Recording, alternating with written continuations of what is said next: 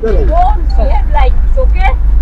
पुरी का मंदिर को हम इज्जत करते हैं, जगन्नाथ धाम को भी हम इज्जत करते हैं। माँ काली मंदिर हिंदुस्तान में हर जगह पे है, शिव मंदिर हर जगह पे है, और मंदिर हर जगह पे होता है। और ये भी कुछ करते हैं, हम तो कुछ भी पूरी नहीं करते हैं मंदिर के बारे में। उसका इतना गुस्सा क्यों हुआ? बोलते इतना गुस्सा क्यों हुआ? মুখ্যমন্ত্রী ঘটনা হয়ে গিয়ে সব শেষ হয়ে যাওয়ার পর যাচ্ছে কেন, এ প্রশ্ন আমাদের।